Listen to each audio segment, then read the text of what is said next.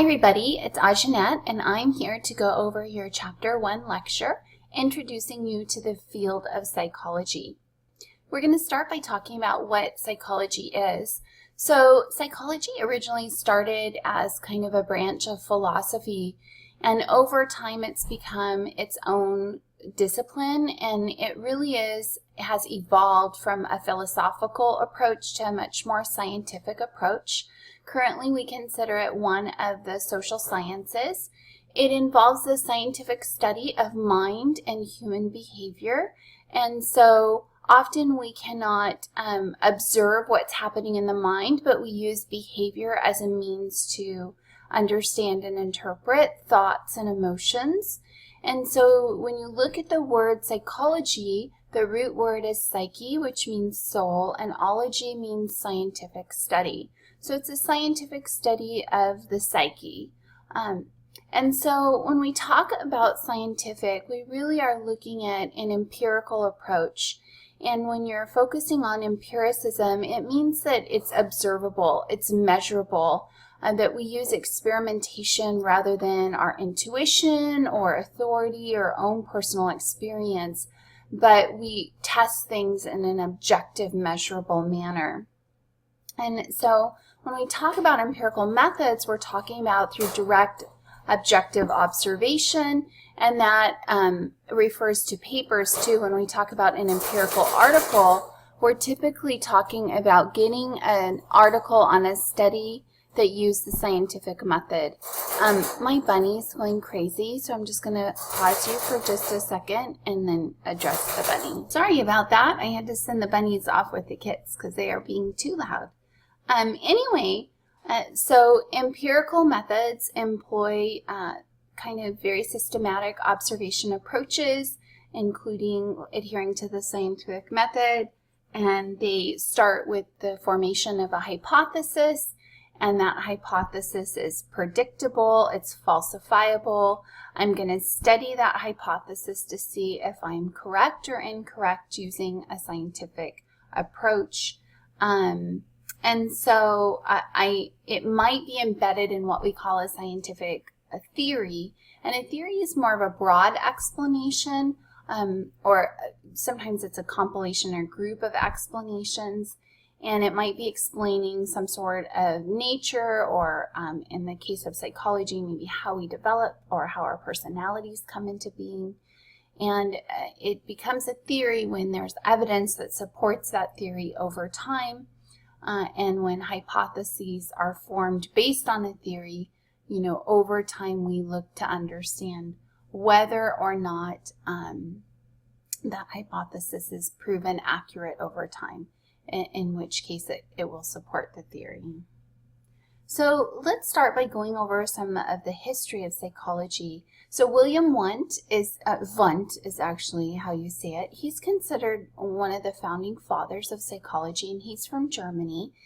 And he actually started by writing a book called The Principles of Physiological Psychology, and he was really focused on sensation, which is our processing of sensory information, images, and feeling through introspection. And introspection is when you're kind of looking within yourself and you're monitoring your own experiences, and it's a lot of self-report.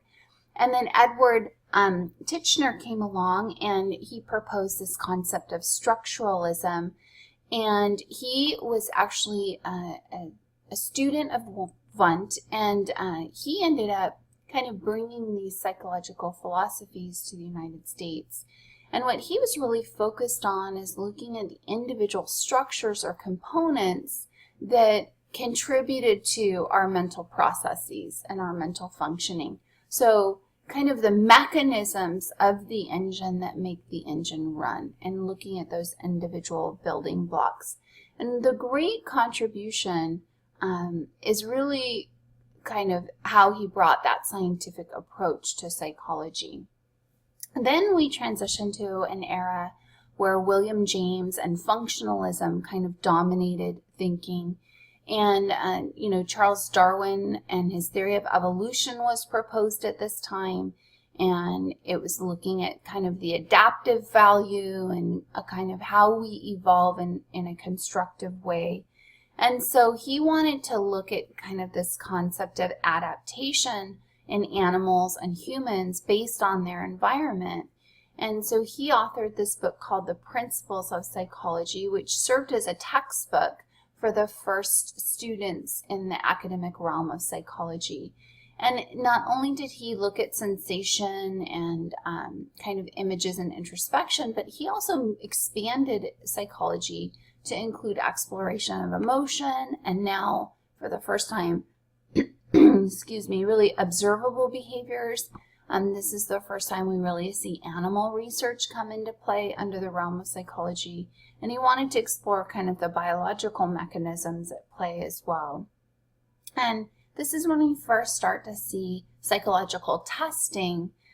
Whether they were valid tests is another source of debate, but we definitely start to see, people submitting to tests to assess their psychological well-being. Then Freud came along, and most people are very familiar with Freud. He's probably one of the most famous of our historical psychologists, and he had some very profound theories that have left an impact on our field even today and our culture even today. My mom and I were just talking about how the mother's kind of blamed for everything that goes wrong with a child. That really stems from Freudian theory. And although, certainly as a mother, I would say there's things that you can't blame me for, some things my children were just born with. Other things, there's other things in the environment beyond the mother that might influence a child's outcome.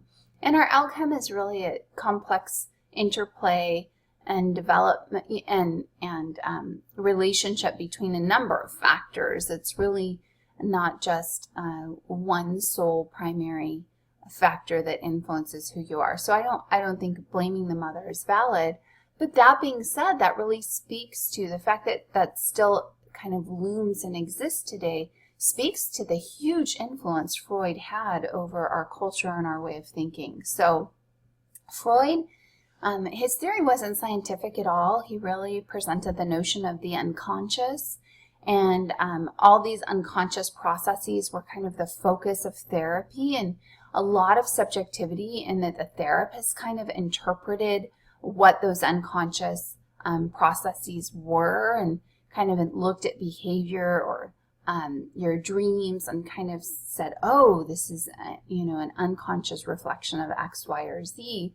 And they felt that there were these unresolved conflicts that lingered from when you were younger. So your childhood was critical, and depending upon the quality of mothering that you received, you might have healthy developmental outcomes or unhealthy, and those unhealthy, unresolved conflicts manifest themselves through the unconscious in kind of unhealthy ways.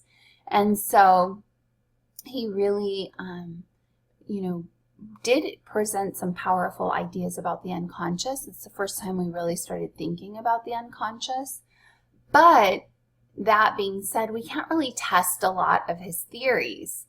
And the therapy was so subjective, and it lasts, he presented what's called psychoanalysis, but it could last really a whole lifetime without necessarily some concrete measurable progress between the patient and the therapist. And so for that reason, it's not highly practiced today, but a lot of the underlying principles and concepts very much are integrated into other therapeutic approaches. So Gestalt theorists are kind of some of my favorites, actually.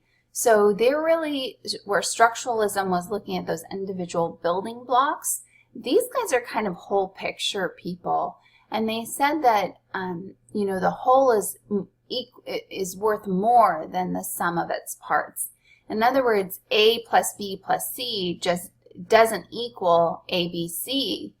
There's so much more because there's this interactive dynamic between A and B, and this interactive dynamic between B and C that collectively they're worth more. It's kind of like when you put a team together, you put Magic Johnson with Kareem Abdul-Jabbar, and they're each great on their own, But when you put them together, this exponentially powerful magic happens on the basketball court. And so that's kind of what Gestalt psychology focuses on. It looks at kind of the whole of the behavior.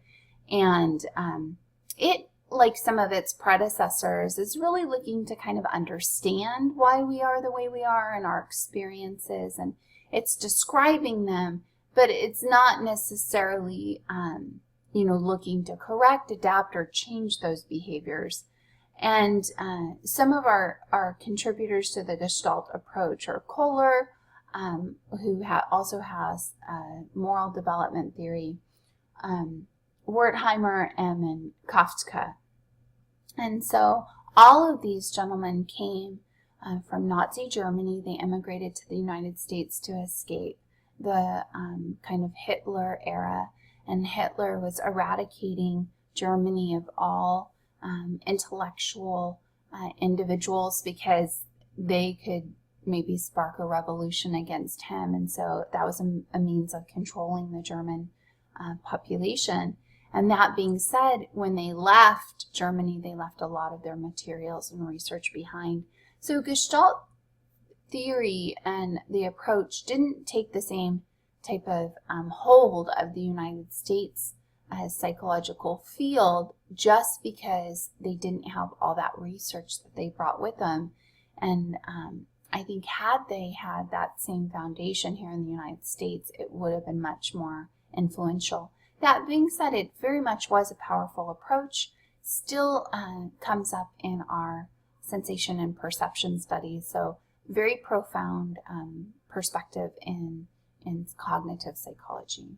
And also humanistic theory kind of was inspired from Gestalt thinking, and the humanistic approach is one of the most influential approaches even in contemporary psychology. So we next move on to an era of kind of behaviorism, that's what we call it, or learning theory. And behaviorism was originally inspired by Ivan Pavlov. So Ivan Pavlov actually was a physiologist, and he was studying the salivation response in dogs. And he noticed that the salivation response could be learned to be associated with like a bell. And so if ring the bell and the dog salivates. Well, if you ring the bell and give the dog food, salivation's a natural response to the food. And you do that often enough over time, eventually the dog associates the bell with the food and will salivate just through the bell alone. And that's what we call classical conditioning. And that inspired Watson. And Watson did a famous study on little Albert, where he said, well, let's see if we can condition emotions. And he conditioned this little baby to be afraid of white rats. And he paired the rat with a very loud gong sound, which scared little Albert, until eventually all he had to do was see the little furry white rat, and that fear was elicited. And then he kind of generalized that to other little white furry creatures. So this really became the basis of learning theory, and Watson coined it classical conditioning, and it really kind of spread like wildfire through the psychological field and really American culture. Then Skinner came along and developed another facet of learning theory, which is known as operant conditioning. Classical conditioning is learning through pairing a stimulus and response together. Operant conditioning is learning through the use of consequences, which we know as reinforcement and punishment. So a child behaves in a certain way, you can reinforce that by giving them a treat, and then they'll repeat that behavior. Or you can punish that by applying some undesirable consequence or taking away some positive thing from them, and then that will reduce their behavior. And so through these consequences, human behavior is shaped.